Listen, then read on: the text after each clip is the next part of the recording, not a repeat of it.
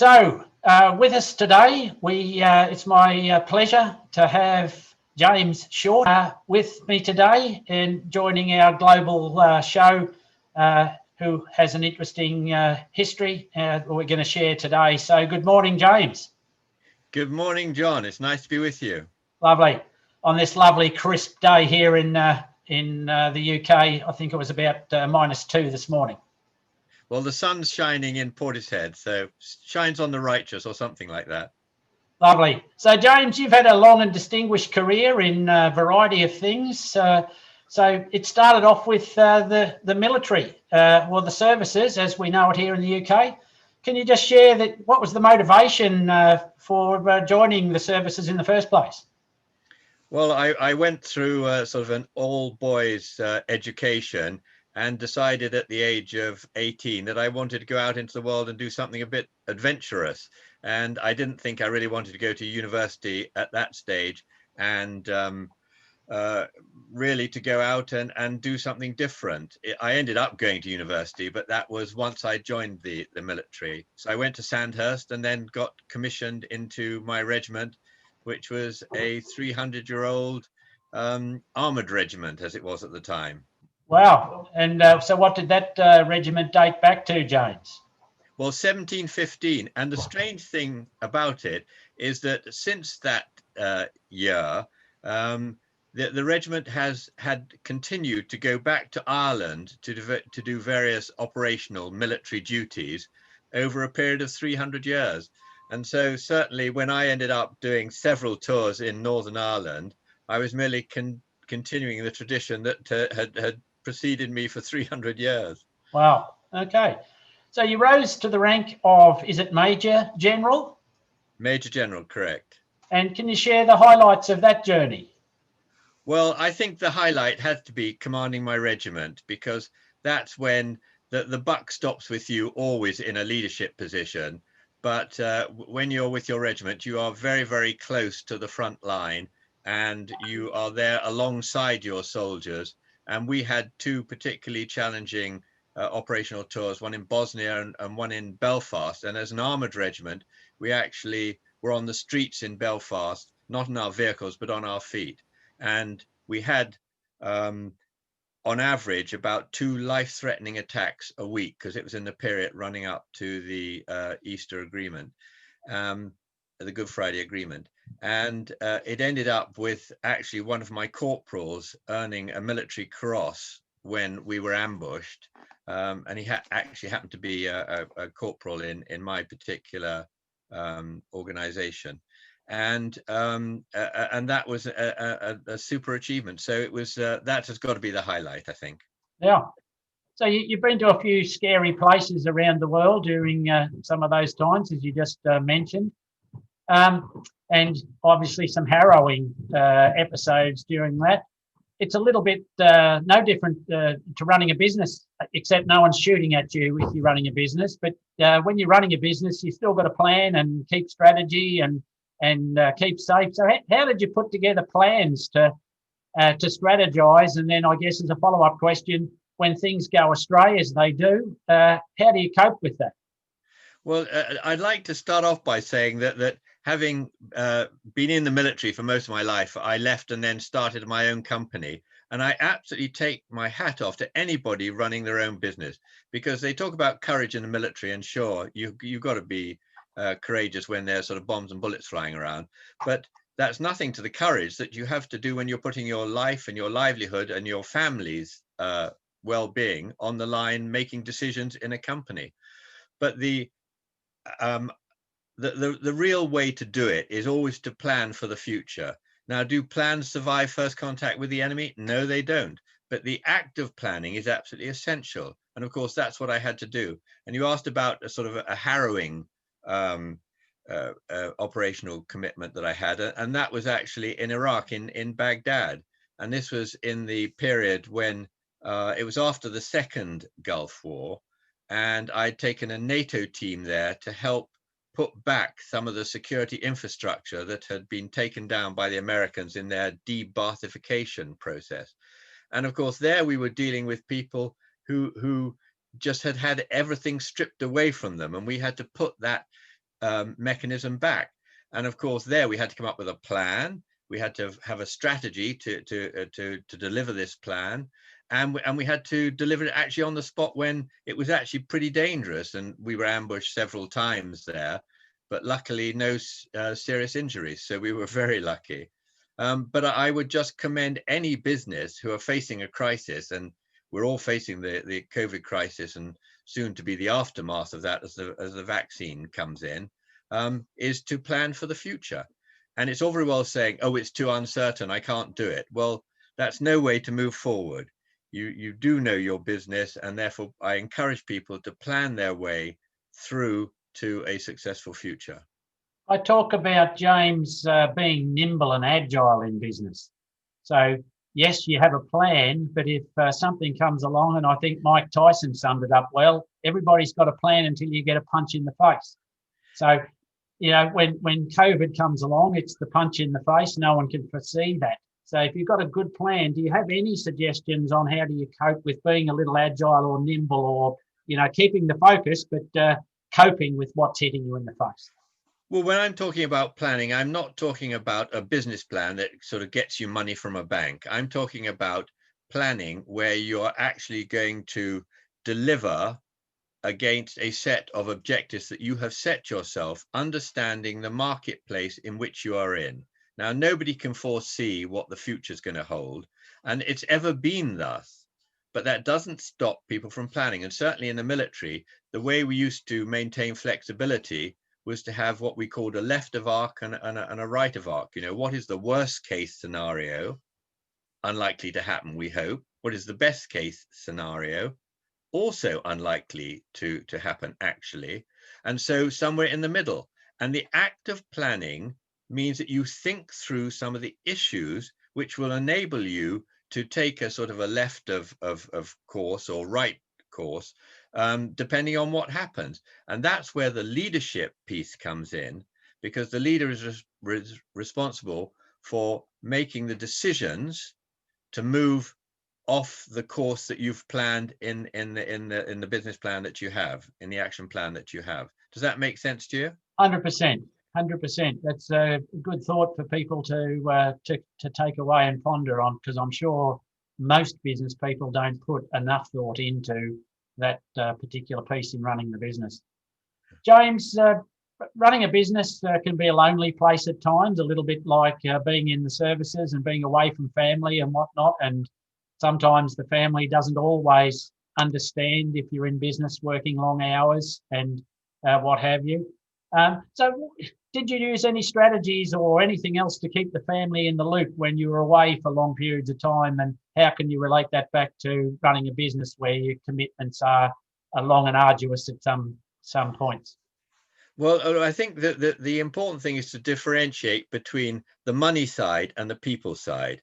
I mean, clearly you're in business to make money, and people should make no bones about that. But in order to make money, you have to have the right people. And if you don't nurture your people correctly, then they leave and they go somewhere else. And certainly in the military and in business subsequently, we always put people first and foremost. And the whole pressures that they have are completely different to that which you experience in either the military or the business environment. But nevertheless, that sort of support that you need is very, very important. And certainly in the military, we used to have a sort of a family's welfare package for any time we went on operations that looked after the wives, the children, and we took great pains to make sure that communication was as good as it could be. And of course, when you're way out in the field somewhere, that's not always very easy. And it's not easy in business when you have lots and lots of pressures and you don't have time. But I would always advocate making time to communicate with those who support you. And certainly when the pressure comes on, I've been very fortunate in my life. And in fact, 2 days ago, we had our 45th wedding anniversary, but my wife's been there to support me. And I've had some horrendous decisions to make. And when people's lives are at risk, and I'm thinking, well, what happens if I get this wrong? People are going to die. And so to have an encouragement from friends and family is very, very important. But But business decisions are incredibly difficult, especially in this time that we're facing at the present. So I encourage people to look outside to their support mechanisms, family, friends, outsiders, and just check their sort of status and make sure that everything's all right, and make sure that all the people in the organization are also nurtured, because mental health is a key issue. Yep, wise words, and more so even today with COVID and whatnot. James, you spent a bit of time after the services with NATO. You must have met some interesting people there. Who was the most interesting person that you've met during that time, and why was that? Well, actually, that was while I was still in the military, because I just worked with NATO, because, as you know, Britain's part of the NATO organization. But the most interesting person who absolutely confirmed what I had already probably known, but he was ruthless about it, was somebody called Admiral Gimbastiani, who was the head of something in NATO called Transformation Command. And we were going through a period of transformation, as many businesses are doing today. And his absolute golden rule was clear communication. And I can remember I was doing a presentation in Washington to a large number of ambassadors. It was probably the most senior audience I've ever spoken to, so I was terrified. And we had sort of visual aids to help us. But I was put on my mettle because somebody who was presenting beforehand, who Admiral Gimbastiani was his boss, put up on a slide an abbreviation and was promptly fired on the spot, because he said, don't expect everybody to know what the abbreviation means. If you cannot communicate clearly, I don't want you working for me. Out. So I thought, oh my God, I'm next up. What's going to happen? But fortunately, I mean, what he did was absolutely sensible, in that if you don't communicate clearly, how can you hope to get your message across? You can't. And you've got to focus on making sure that everybody understands what you say. And actually, I did work in my past in the Cabinet Office, where we prepared briefings for the ministers on the assessment staff. And there, one's ability to write clear, concise, unambiguous English was challenged the whole time, because I would write this thing and think, everybody will understand that. And then somebody from MI5 or GCHQ or something, because we were putting together intelligence pictures, would say, no, that's not what it says. And then we'd argue for the next 3 hours about a couple of words. So clear communication is absolutely vital. And that's what Admiral Gimbastiani taught me. That's interesting. And that's very, very apt for business and all forms of life, I guess. So talking about the Cabinet Office, if you're advising the small business minister, who we might send a copy to after this, what would you advise him or her to be doing with the small business sector at the moment in light of the current situation? Well, I think there's got to be recognition that the small business sector is what keeps this country running. I mean, yes, the big corporates are there, but a lot of their profits, etc., go elsewhere. But it is the livelihoods of everybody in what I would call sort of Middle England, in England and Scotland, etc., who deliver these businesses that help the country run. And I think that the support the government has given is great, but some of it is not just grants, it's loans, and they're going to have to be repaid. And certain companies I'm aware of have just taken some loan money and are sitting on it and not doing anything with it. And I think there was a story in the Bible about sitting on talents. And I think one shouldn't do that. And so what we've got to do is make sure that business stays open.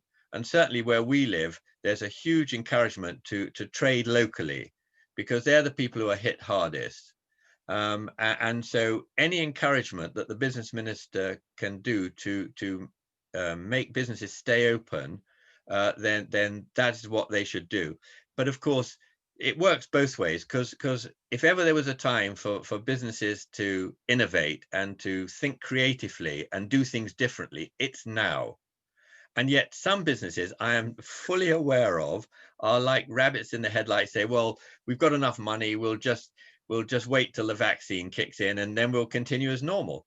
Well, those sort of businesses might well be forgotten when people bounce out of this and business starts to grow again.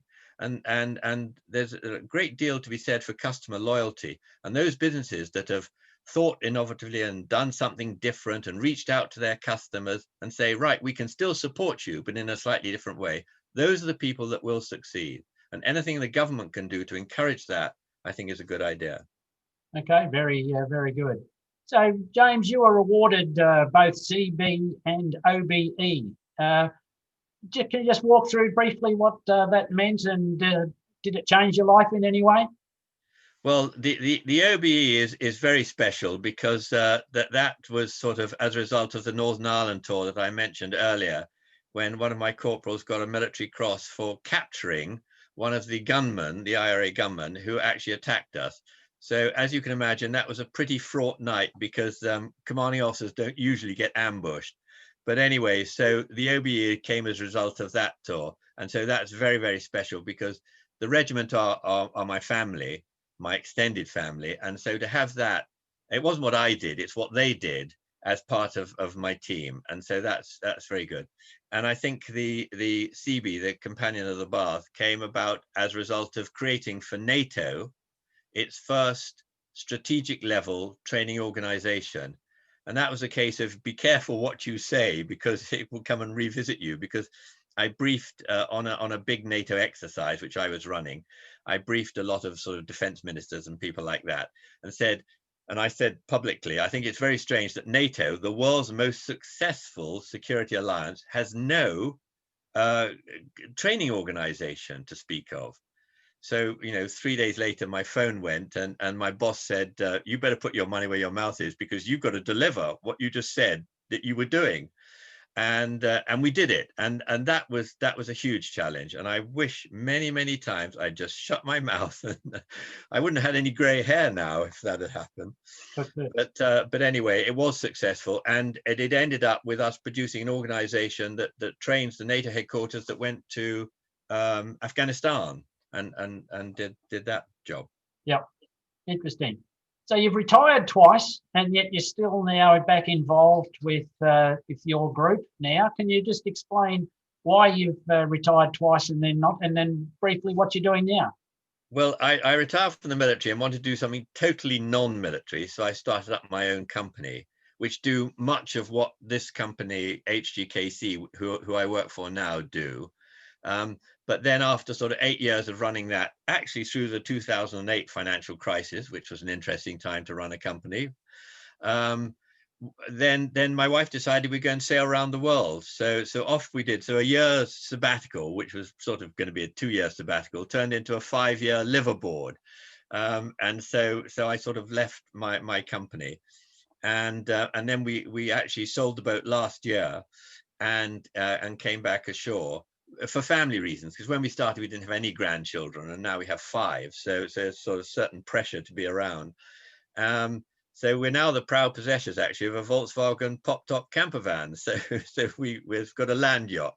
But then I decided I had to do something to stay active, and quite honestly, our ability through HGKC to help people by acting as a sort of a sounding board based on experience, which is non-threatening, non-judgmental, just to help people, because we've been there, we've sort of done it, we've faced those crises, so let us help those that haven't.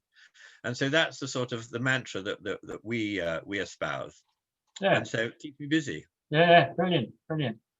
So I noticed that you involved yourself in the charity sector. Can you must get a bit of satisfaction from that. Can you just share that briefly? Yeah. I mean, that's something that during one's army life, because we sort of moved around every couple of years, we were never really in one place long enough to devote ourselves to something charitable. So again, when I left the military, I was fortunate to be asked to be chair of the Jessie May organization, which is a charity which helps children with life-limiting illnesses. And so for 5 years, I did that. And it was immensely rewarding, because even though one can't, prolong life longer than it's going to happen, we could actually make life a lot better for these children with desperately difficult illnesses. And so I got a lot of pleasure, and I'm still an ambassador for them, and I talk and I raise money for them when I can. So and that gives me a huge satisfaction.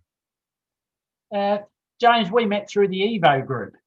Would you might just share with our audience how that might help business in general?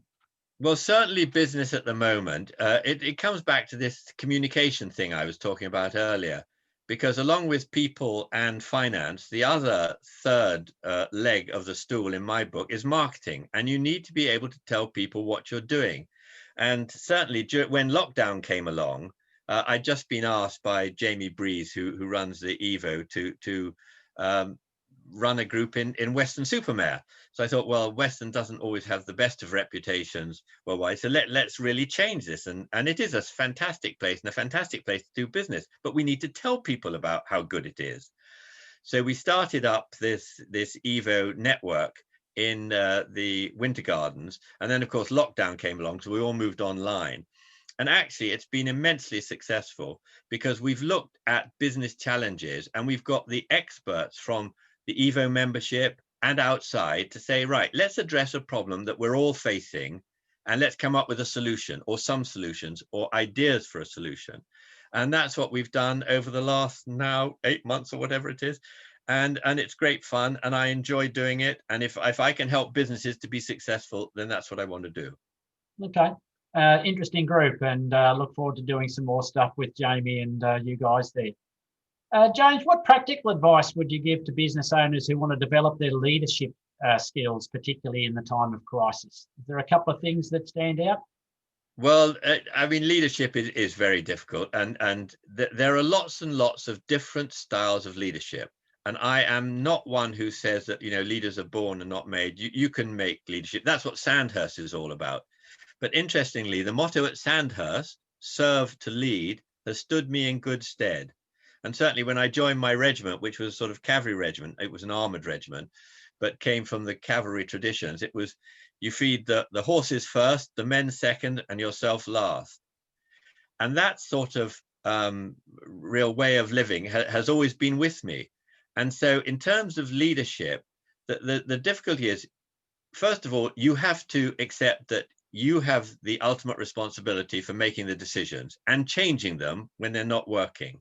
That is the challenge. However, you need to listen to people because leadership is also about listening. And I've never thought that I was a leader who knew all the answers. I mean, very, very far from it. So whenever I had difficult challenges, then I had a team around me who were not yes men who say yes sir, no sir, 3 bags full, but they were people who I respected, their opinions I respected, and they would give them freely in order to be successful for the organization of which we were part. And so my sort of strong advice is, first of all, plan. And there's no such thing as not having an action plan to take you through the next 6 months, a year, because we're not going to be out of this for some time to come. And the next thing for the leader is to decide how to deliver that plan, put it into practice, because if you just sit on the fence and do nothing or don't make a decision, that's even worse than a wrong decision. At least if you make a wrong decision, you can recover from it. But that's what a leader has to do. And it's not easy. If it was easy, we'd all be multimillionaires, and we're not. But what we can do is we can succeed and help each other. And that's where a network like Evo comes in, because you do need help from the outside. And that's what leaders can also do, is reach out and get that help that they require. And don't be afraid to do it. It's not a sign of weakness to do it. But what is a sign of weakness is if you sit on the fence and don't make a decision. James Short, it's been a wonderful privilege talking to you today, and I know that our people that are watching this out globally will get some great benefit. And thank you very much for your time. And it's been, as I say, a privilege, and we've had an enjoyable time here and some great stuff to take away. Thank you very much. Well, it's been a pleasure chatting to you, and please remember, I'm just an ordinary guy. I'm nothing out of the ordinary, but I have had some experiences which, if I can pass on and help people, then so much the better. But thank you very much for inviting me to chat to you, and I wish you every success in the future.